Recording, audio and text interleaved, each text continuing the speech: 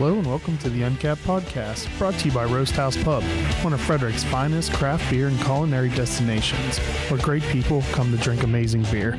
Visit them to track their taps and menu at roasthousepub.com or download the digital Pour app to track what's on tap. This is episode 95, and I'm your host, Chris Sands. And joining us in studio this week is Dan Messeca from Crooked Crab Brewing Company. Thanks for coming in, Dan. Hey, of course. I'm happy to be here at last. And even more exciting, this is the first episode in like 2 months that we're live streaming. So if anyone's listening and have questions, fire away.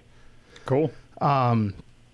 So, one, thank you for making the drive all the way out here in what has been horrendous weather off and on throughout the day. So hopefully you hit a window of sun instead of pouring torrential downpours. Yeah, it wasn't so bad. My car is clean now. How far of a drive is that? It's about like an hour and a half or so? It's about an hour if you're going off traffic. So you're located in Odenton. Mm-hmm. And where is that near for people on this side of the state that may not necessarily be familiar with that town? Sure. So the biggest landmark is probably BWI. We're about 15 minutes from BWI, right near Fort Meade. So if you're going up 95, the big road is 32. And we're just a hop, skip, and a jump from there. It's ridiculously easy to get to.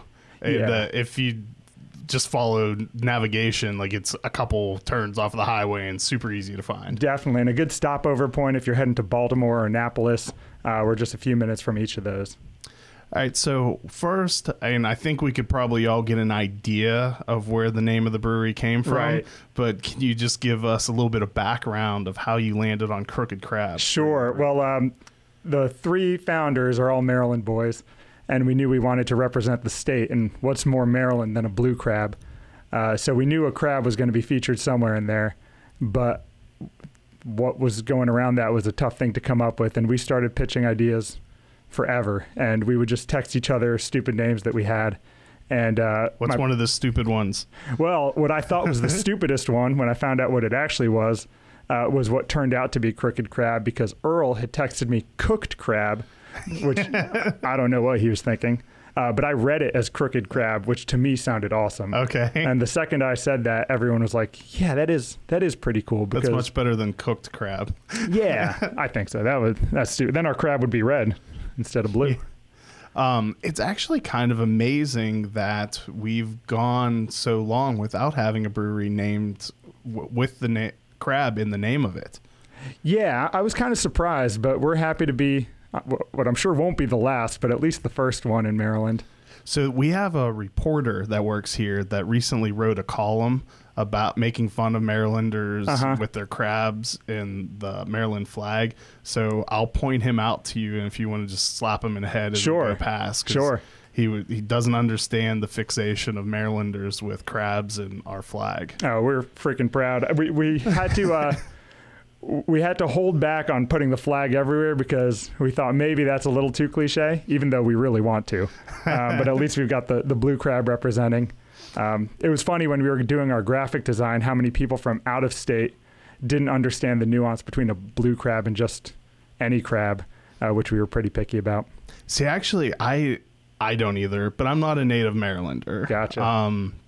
So like when Guinness opened their test tap room, and they have the huge crab on their wall, but it's a classic ad campaign artwork from an ad. Right. And I don't know what kind of crab that is, but apparently it's not a Maryland blue crab. So a bunch of people lost their minds and we're calling Guinness stupid even. So like, remember they had to put something out like, look, this is a classic ad. We know it's not a Maryland blue crab. Yeah, I'd seen it before. So when I saw it, I didn't flip out. I knew. We still love them. So what were you doing before you decided to open a brewery? Sure. So I was am actually a financial planner. So I have a finance background. That's what I studied at Maryland. My partner Earl was in project management for an IT company. He's currently the GM at the brewery. He was also the home brewer who kind of started this initiative. And then my partner Alex did digital marketing strategy. And I couldn't tell you what that means if you begged me. So he's the one to make sure you guys are staying in front of people. That's right. That's right. It's interesting. You guys are kind of like a lot of other breweries where you have a well-rounded backgrounds to cover almost every aspect of running the business. Yeah, I don't know what we would do otherwise, because there is a lot involved in getting a brewery started. Brewing is just one of those things. And actually, we brought in another partner, Andrew, to handle the production brewing, because even though Earl was a great home brewer, he'd never brewed on a big system before. So we felt much better bringing in a specialist for that. But, going through the process, I have so much respect for anyone who's trying to do it on their own, or even with just one other person, because it was almost like 3 full-time jobs to get it started. Yeah, I was talking to someone over the weekend, and they were saying that they think the current trend is going to be like most people opening breweries now are going to be hiring brewmasters. Mm-hmm. That there's going to be very few people who open a brewery and they're the ones doing the brewing, because there's so much involved besides the actual brewing of the beer of running a brewery. Right. Yeah. I mean, you'd have to never sleep. You'd have to be brewing kind of overnight instead of during the daytime. Yeah, and then and part of their point too was that, like, with all the added competition and the amount of great beer there's coming through, you really need someone who has experience and has been brewing at a production level to be able to compete nowadays.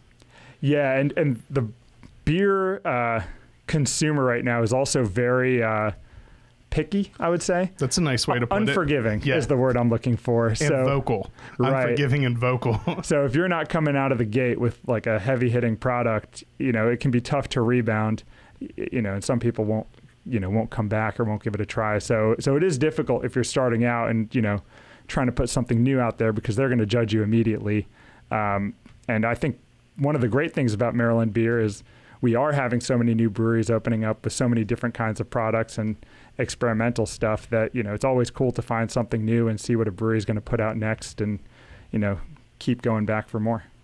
So let's go back in time. When was it, and what was going on when you're like, forget what I'm doing now, I'm opening a brewery? Yes. So I think it was August of 2015. Earl, Alex, and I were drinking at a brewery in Rockville, which is now no more, Banghound Brewing. And we had just played a round of golf. We'd been there for a little bit and had probably too many beers. And we're all just talking about our lifelong dreams. And obviously it came out that all we ever wanted in our lives was to own a brewery and pour our beer for people. And we said, you know what, we can do this. And I think the underlying sentiment that we didn't vocalize was, we're never going to do this. This is stupid. We have jobs and families. But we decided we'd business plan for it anyway and see if maybe we could talk ourselves into it. And I'm not sure we talked ourselves into it, but no one talked us out of it. And then before we knew it, we had a lease on a place and we're kind of pot committed. And I think it was the biggest blessing we ever had. But it was a long process. It was like 2 years to get to that point. So, we put a lot of thought into it before taking the dive. But that's what happened. We were drinking at Banghound and looked around us and said, you know what, this would be pretty cool to do something just like this. And that's how we kicked it off. So no one had a wife or a significant other who was like, no, this is a bad idea. Let's keep your job and let's stay with a steady stream of income. They might have thought that, but they didn't tell us that. So, thanks to them, they had to sign documents too to make this happen. So they could have stopped us if they really wanted to. And you just recently had your first child, right? Yeah, she's a little over 5 weeks old now. Congratulations. Thank you. So I'm often surprised by how many people decide to open a brewery right around the same exact time of having a kid, because that could not have made either part of your life easier. No, it certainly didn't. And yeah, I was thinking the same thing, because every image I have of new breweries is families with young children. You don't have to go too far down the road, to Attaboy to see them with their 2 kids now. Yeah. And, but I think that's probably a testament to the type of environment that breweries are trying to build, because, I do think of family-centered places where you can bring your kids, and, that's also the mindset of the owners, where we want families to come and, build memories together. around a community. And you guys, you're very new, right? Yeah. How long have you been open now? We're 5 months old. Yeah, so how is the first 5 months gone? It's been great. I think we've been really blessed to be in a place that's really embraced us. I couldn't be happier to be in Odenton, where people take pride in their businesses. So at this point, almost anyone walking through the door, I know, and they know me. They know my family. Congratulate me on the baby. So I love it over there. So in the tap room's been great, and we've been getting our product out in Anne Arundel County too. So I always get a kick out of going to a restaurant and ordering, a haze for days because it's on the tap list over there. And there's not really a lot of competition in that direct area, right? No. So the nice thing is their brewery's not too far away. So if you wanted to go and kind of hit a couple breweries, you could easily go from us to Jailbreak to Hysteria, Black Flag without kind of driving. It's a close little cluster there, but like directly by you, there's not a whole lot. No, it's us and then, some great restaurants to grab some lunch or dinner before or afterwards, which is great. So did any of those neighboring breweries help you? Is there anyone you went to a lot for help that kind of you really owe being able to get going? There are definitely a couple. I grew up in Rockville with Alex, and when Seven Locks opened, we were excited to see them because they were our local brewery. Yeah. And Jim and the guys over there definitely gave us some great advice as we were in the really early stages. And then they came and celebrated with us when we opened our doors. I'll never forget the week before we opened and we were overnight constructing everything. Justin from Jailbreak knocked on the door at like 12:30 at night. I was pissed. I'm like, who would bother to come to my door, while we're clearly working? And then, it was him bringing well wishes, making sure he knew, or we knew that he was available if we needed anything. Ty from Hysteria. So it's a great community. And, Ty's just everywhere. He is everywhere. An all around great guy. That's true. So, big thanks to all of them. And we still reach out to them to this day. Anytime something comes up, we bought a crowler machine recently and we called Ty to see what they did because I knew they had one. Yeah. Which one did you go with? I forget what it's called. Is it the Dixie or the... No, it's like the something Oscar fast. Blues one. I forget. Okay. I regret it already. It shocks me every day. Not a glowing endorsement for the one you got. Let's chalk that up to operator error and let's not put a stain on their business yet. Oh, well, it's good you can't remember the name anyway. Right. So what... do you have a certain philosophy towards the styles of beer you want to brew, or are you equal opportunity drinkers and producers where you're just across the board, you'll make anything that pops into your head? Yeah, I think it's mostly the latter. So when we opened, our philosophy was we wanted to brew things that we wanted to drink. And I think that shines through on our year-round beer list. What I hear more than anything is people are excited that they can come and find something that they would drink, whether they're hop heads who love IPAs and pales, or whether they hate IPAs and they can go to something like a cream or a brown, which we always have on the board. And then where we really play around is with our seasonals. So until now, New England's have been the really big thing. Yeah. But I'm particularly excited looking to the fall. I've heard people like New England style IPAs. Yeah, I've seen one or two on the market. They're not bad. And then in the fall, we're going to look towards more lagers, which I'm pretty pumped about. So we're looking at doing an Oktoberfest and a Vienna. So I think that'll be a nice change of pace and keep things interesting for us too as brewers and drinkers. This may be the year for the opportunity to for local breweries to get their Oktoberfest out into the market and showcased more. Because last week, it looks like from the pictures that the vast majority of Sam Adams' supply of Maryland's Oktoberfest may not quite be usable at this moment. So. I saw that. I almost hopped in my car and drove really fast out here because that was a tragedy. So, but it may be an opportunity for the local beer producers. Yeah, who knows? And I saw one, Keith Core from Waradaka took the opportunity to point out that people could come to Waradaka and try his Oktoberfest when it comes out. That's true. It's definitely worth a visit. Definitely worth a visit. All right, so let's take a real quick break to thank the sponsors that make the Uncapped podcast possible. A huge thank you to our presenting sponsor, Roasthouse Pub, which is located at 5700 Urbana Pike in Frederick, Maryland. If you have listened to this podcast before, you have definitely heard me go on and on about the beer dinners that Chef Nico creates. Simply put, they are amazing. But Roasthouse Pub has much more to offer. Their friendly staff is knowledgeable about beer and will help you choose from among the 20 beers they have on tap. In addition to the awesome beer selection, the food is always amazing.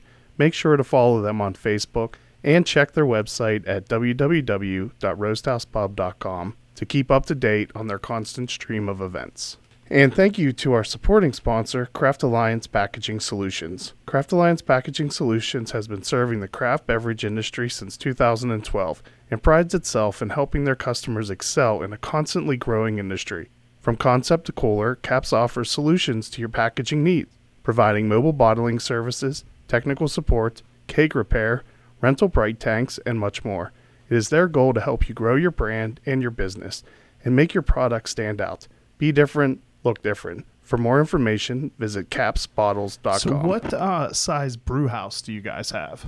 We've got a 15-barrel brew house, and most of our, or all of our fermenters are 30 barrels. So we could double up batches if we wanted to, and brew a big one, or keep it to 15, or even do a half batch to stay flexible.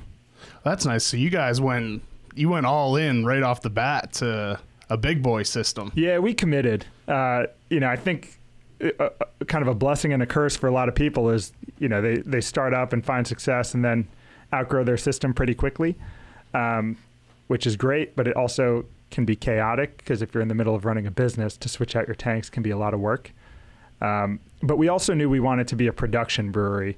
So, some people model their business out of bringing people to the tap room, but we wanted to get our beer out into the world. And to do that, we really need to be able to produce some volume. That's awesome, though, because at least I know locally in Frederick, we have Old Mother, who's right in the middle of two breweries at this moment. Right. They shut down their old one over the weekend, and in some time in the future they'll be opening the new one. And I know from talking to those guys, that was no easy feat to keep one place running while trying to build out and move to a second location, which in Union just went through the same thing. So yeah, they did. I haven't been out to the new one yet. Did you make it to their opening? I would highly recommend going there. It's like a little playground. Yeah, I'm excited about that. And there's free skee ball.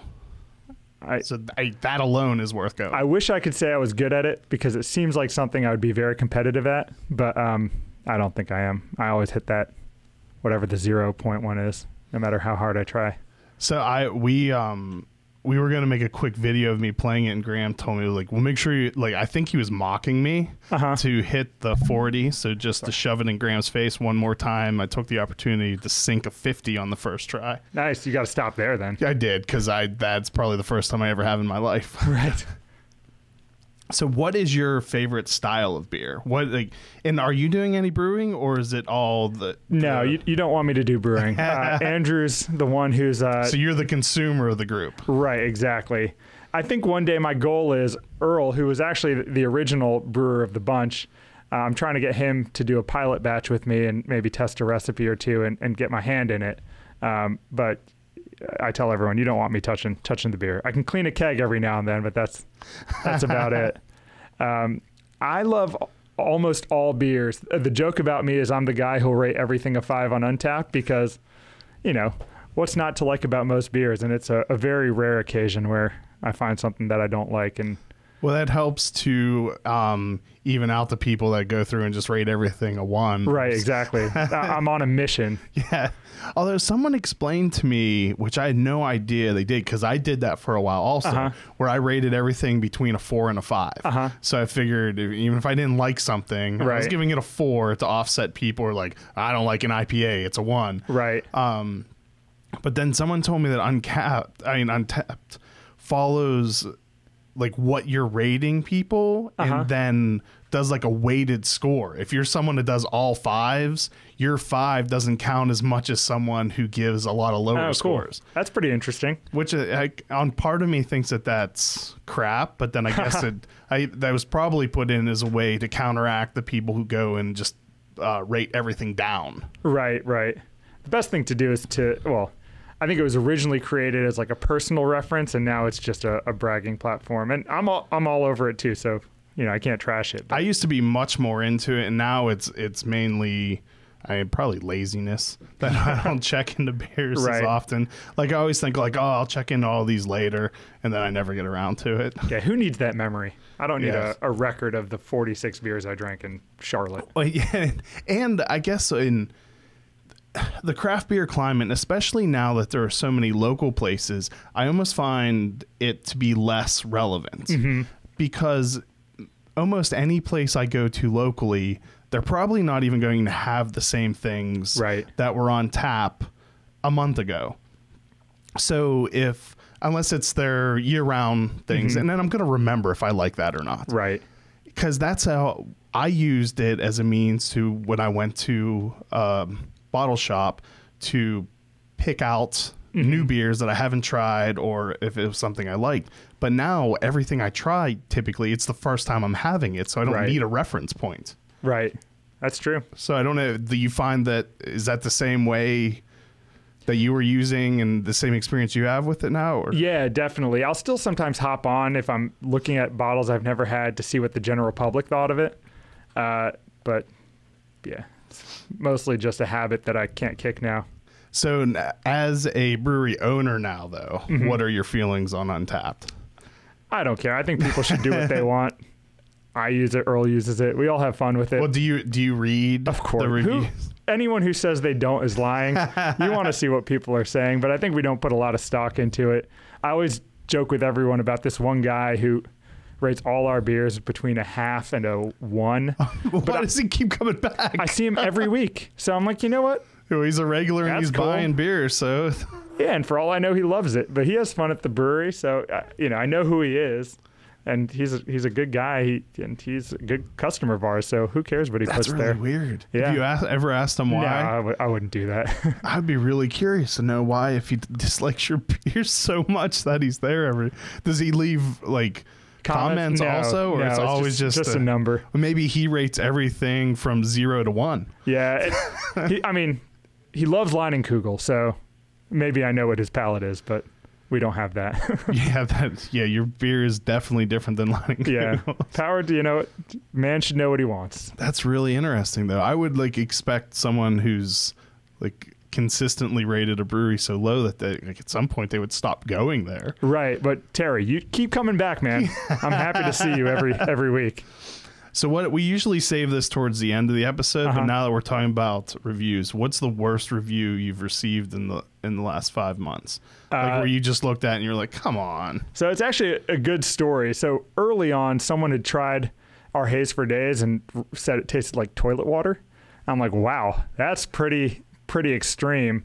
And it just so happens that guy came back to the brewery after a brief exchange a friendly exchange I had online with him on Facebook, where I'm like, hey man, we're always putting out new stuff. Maybe what we had on tap wasn't for you, but hopefully you come back and try some of the new things. And I guess that sparked him to come back and see what we had going on now. And he tried the Haze for Days again, and it tasted totally different to him. And he's like, wow, this is really good. And it turns out he had it at a restaurant before. And, you lose control over how they're treating their draft. So they may not have cleaned the lines or... Yeah, so there's always a story behind everything. And maybe sometimes there isn't. Maybe someone just doesn't like something. But that was the one that stuck with me. I'm like, wow, you don't want to put toilet water out in the market. Well, at least he didn't pick up any hints of toilet water the second time around. Right, he loved it the second time around. So I was appreciative that he took the time to let... Earl was behind the bar that day, so he stopped Earl to let him know that story, which, it's always good to hear, and also good to know who's not cleaning their draft lines. Yeah, you may want to give them tips on how to serve your beer from now on, or not send what is probably still somewhat of a limited supply of your beer to them to... Maybe the latter. The beer I made with Messeca Brewing Company, I obsessively read the reviews on that one. Right. And they made another batch of it recently. And I think the same thing happened with them. There was one place that all these bad reviews came from. I can't remember what restaurant it was now, but like almost every review of the beer from that place was bad. And like someone had posted about liking the beer and all the flavors that they were getting. And then one of the replies was someone who tried it at that restaurant or bar and how horrible it was. So like from that instance, that's got to be scary as a brewery owner, where if that's the only experience that they have with your beer and you hadn't noticed that and you didn't so did you proactively contact them? Or well, I saw it on a Facebook page, on the Maryland Beer Drinkers page, where he posted something, and a chain went on, and he's like, I'm sure these are nice guys. I'm like, hey, thanks, Crooked Crab here. Yeah, we're nice guys. Please come back. And I really appreciate that he took the time to do that, because most people would be like, you know what, that was a bad experience. Yeah, but plenty of so breweries. Thankfully you are there. You responded and had an exchange. Yeah, because if you hadn't and no one had seen that and no one said like, hey, no, you should give them a second shot. Right. He possibly could have just written you completely off for something that wasn't even your fault. Right. Exactly. And like I said, for some people, they might not like what we do, and that's fine too. Yeah. But I'd hate to. But you just don't want toilet water and right, exactly. the reason why they don't like you. Yeah. And as far as restaurants, not to knock them too much, but sometimes the draft line situation is more than just them not cleaning draft lines, because a lot of places have distributors do that for them. And we've run into the situation where distributors will leave off the lines where independent distributed beers are. When that's happened to us, credit to Andrew, he's driven out to accounts and cleaned a draft line to make sure that his product is presented well. But I'm not sure every brewery can do that or even knows that that's an issue. Sometimes, the little brewery gets screwed out of that because the distributors don't care about you. And why should they? Yeah. But, they explicitly leave you off because you're not in their domain, and the restaurant doesn't take the time to do it because they figure it's taken care of. That's weird. So does the restaurant or bar, are they under the assumption that every line is being done, or is it known that they're only? So in the case that I know of, where Andrew had to go out and do that, they knew that the line wasn't clean, and they said, hey, XYZ Distributing normally does this for us. Can you come and do this for your line? And it's like, all right, yeah, like we need to do that. So he drove out. So, I guess I wouldn't know in the situations that they didn't know. We've also run into situations where new restaurants are opening up and are carrying our beer, and the distributor would set up their entire draft system for them, and they would leave off the spots for self-distributed beers. So the opening day was coming, and they're like, we don't have anywhere to put your beer. Can someone come and install like a line for you guys? And we'll have to like shuttle out and hook them up. So it's been an interesting learning experience as far as how those, I'm not going to say those, it's been one place deals with some self-distributed breweries. Okay. So so unfortunately you weren't able to make it to the brewery to bring your own beer, but you were awesome enough to provide some other ones as a true beer geek does. So I think that shows too, like you definitely must have been very into craft beer before you opened the brewery. Yeah, man. So we had the Goza from Aslan, which was awesome. I love that thing. I really think. Passion fruit, dragon fruit. And I was able to stop by last weekend because I was in Virginia. I'm like, I'm close enough. I may as well get in line. And the way I describe it, it's like when you're walking through the mall past the Tijuana shop and you get all those like tea smells. Like if that were made into a beer, this would be it. Yeah, and just with some salt added instead of a sweetener. Yeah, it's a beautiful thing. It's a great summer beer. So which one do you think we should go to next? So what I cracked the other day, which I really liked, is actually RAR's Richard Pictures right here. And I'm embarrassed to say it took me forever to get the name. I'm like, Richard Pictures. I'm like, I see a lot of Richards on the can and they're pictures of him, but why Richard Pictures? And then it occurred to me, like, while I was drinking it, that Richard is, Dick is short for Richard. And it's like, I didn't pick that up either. Okay, so I'm not the only one. No, you're not the only one. Because when I had the same response whenever they first posted the pictures of the can release they were doing in the name. I'm like, okay, typically I can get the reference of why. I was like, am I missing why it's funny to have a bunch of pictures of people named Richard? Now that is, and the answer is yes. Yeah, now it turns out it is absolutely funny. Yeah, I was staring. I was like, can I get all these Richards? And I'm like, oh, I'm just looking at a bunch of dick pics apparently. So this is an American double. Yeah, and I love everything RAR puts out. They've been doing a lot of great sours lately, but I'm glad they went back to some double IPAs, which they always crush. So if you haven't been out to Cambridge, Maryland, you may want to consider doing that. What so you said you have a selection of beers that will be your year-rounders. What are those going to be? So we have 5 year-round beers. The first is our Cream Ale, which is a nice, light, refreshing beer. A great gateway craft beer if you're not usually into drinking like those heavy IPAs and stouts. Haze for Days is our best seller. It's a New England Pale. We have a nice traditional IPA, a brown ale, which I think is the sleeper pick of the bunch because browns are, notoriously boring and watered down and dull, but I think ours is very much the opposite. And then the last year round is a coffee stout, which is light-bodied and coffee-forward. We brought it to the Maryland Craft Beer Festival, and pretty much I said, if you're looking for that morning pick-me-up and you didn't hit Starbucks, this is like cold brew coffee. And we went through a bunch of that. Do you use a local roaster? We do. So we use Chesapeake Bay Coffee Roasters, who are just down the road for us, and they've been great. And they even, it's called High Joltage, and they even sell High Joltage coffee beans now at their store. That's cool. Yeah, it's a good beer. So fitting into the community aspect of breweries and being parts of the community and helping out a lot. You recently, along with Naptown Pint, held a fundraiser for the Capital Gazette. Right. Can you give me a little bit of a background on how that came together and what made you decide to do that? Sure. Well, the Capital Gazette, I think, was an important part of our startup because they were really the first publication to pick up on us opening up.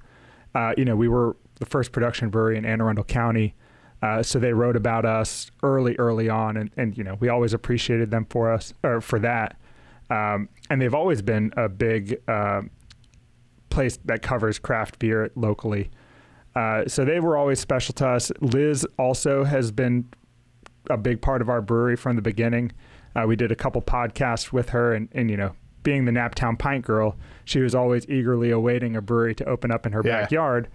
So when we did, she was quick to reach out to us, and we've seen her a lot since then, and obviously she's a part of the Gazette family as well. So when that happened in our backyard, I think it hit us all really hard, and in situations like that, I think the toughest thing is the feeling that you can't do anything, and I think Liz was really the driving force behind it, and to be a part of that event and give her a platform to help and do something good, helped us feel like we could actually do something in a moment where most people feel paralyzed. And it was really wonderful. We had, a huge turnout. I think we did some real good, raised a lot of money for the families, and we're happy that we can be a place to do things like that. Yeah, I was unfortunately out of town when that was taking place, but I saw the pictures posted, and it looked like your tap room was pretty much wall-to-wall people. Yeah, it was jam-packed. We had Jimmy Haha from Jimmy's Chicken Shack come out and play a set. The Foo Fighters signed a shirt. No way. That we auctioned off. Yeah, so that's cool. Have you seen the Press On logo that's being used to promote kind of fundraisers for this event? The one from the guy from Scribe? Yeah. So someone got that shirt to them the night before. They were performing in Maryland, and the whole band signed it, and they brought it back, and we auctioned it off. So that was pretty cool. Lots of local businesses gave items for donation. A ton of local breweries sent stuff over. Frederick Brewery sent stuff too. I tried to win. There was a pair of vans from Flying Dog, like custom vans. Those high tops that they made. I loved. They weren't my size, but I didn't care. I was gonna cut the toes off and wear them anyway. But I didn't win anything. we raised a ton. It was like $7,000 or somewhere thereabout. And then the fund is matching everything too. So I think hopefully that makes a pretty big impact. Yeah, I know, as like us being sitting in a newspaper right now, right. That was definitely something that hit close to home to us. So when I saw that you were teaming up with Liz to do that, I thought that was a great gesture, and not even just a gesture, a great thing that you did. Yeah, and we're thankful to everyone who turned up, because it wouldn't have been anything if people didn't come. So I think everyone cared a lot. So you said you've already dove into some distribution. Yeah. How many accounts do you have at this point? Close to 40. So that's for how new you are, like you've really dove right in there. Because I know from talking to other breweries, like that's one part where like we need to do that slowly. The distribution's a hard part to figure out. Yeah, it is. And the economics of distribution are really interesting. But I think the reason the number is high, at least relative to what I expected, is because we are focusing on super local accounts. Okay. So even within Odenton, there are 3 or 4 places that are carrying our beer regularly, and they're happy to carry a beer that's brewed down the road. And the consumers are also happy to drink it. So it's a win-win over there. And then, we're really looking mostly around Anne Arundel County, with the exception of, some places that are known for extensive craft beer lists that we're getting into as well. So what, other than your own beer, what is your favorite Maryland-produced beer? I was asked that the other day, actually.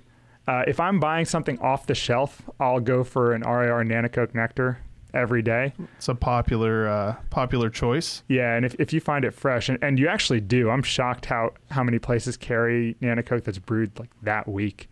You can't really beat it for something you're just buying at your local beer store. And we already got your bad review, unless you have another good story to tell. Although that was one of the better ones. Yeah, that was pretty memorable. I mean, there are millions of bad reviews if you want them, but the one that we also get is, our coffee stout. I always describe as cold brew coffee. If you don't like coffee, you're not going to like that beer, because it is coffee, and some people just don't like coffee, and yeah, you would think if you're one of those people, you would avoid a coffee stout. Right. And I guess, in fairness, some coffee stouts are very subtle. So if you're used to like big imperial coffee stouts, which have more chocolate notes, perhaps, maybe you'd expect something like that. But when we brewed a coffee stout, we wanted it to be coffee, because if you're going to put it in the name, it better shine through. There should be some coffee there. Yeah. So, I read that and I'm like, that just wasn't for you. Glad you tried it, but So what do you have coming up that you'd like to tell everyone about? So the most recently brewed batch was actually a raspberry mango sour, which you can get in the tap room now.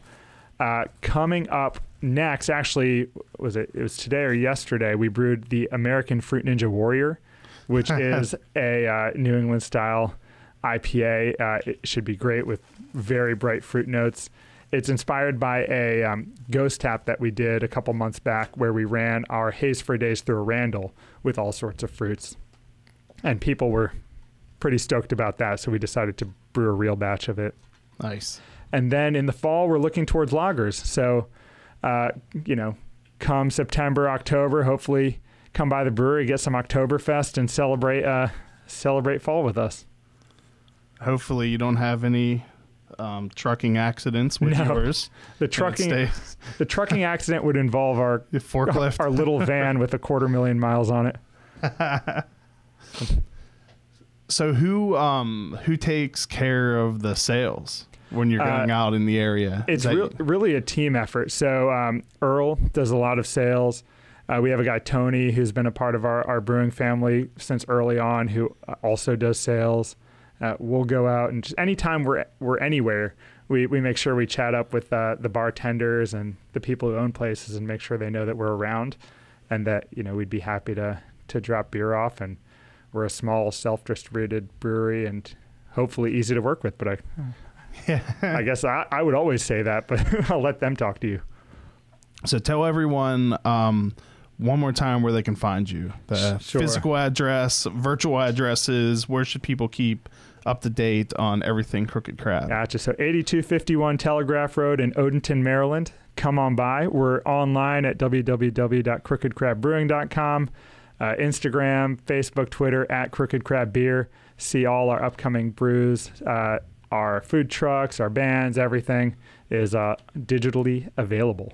All right. So one other thing we do in every episode is you get to do a shot of our hop-infused single malt whiskey, which, I've been saying the wrong thing for the longest time because I'm a moron and don't know a whole lot about whiskey. I always thought single malt meant that there was only one type of malt. Apparently that is not what it means. It means that there's only malted barley. So I've been saying it was 100% chocolate malt. I've had enough brewers say, wow, that's crazy how they make it so strong with just chocolate malt. And I've heard that enough times where I was like, I don't know. So I got straightened out. It's not just chocolate malt. It's like 25% chocolate malt, 75% two-row distiller's malt. Okay. I wouldn't have called you out on it. Plenty of people have. So it became quickly aware. I became quickly aware that I was wrong and I don't know what I'm talking about. Well, join the club because I'm with you anytime I get asked brewing questions. So this was aged a month in a 2-liter barrel. There will be some available probably in 2020. That's out of the barrel that's currently sitting at McClintock, who I made this with, aging. So thank you for coming out here. Thank you. Thank you, Craft Alliance Packaging Solutions, for supporting the Uncapped podcast. And thank you, everyone, for watching and listening. Cheers.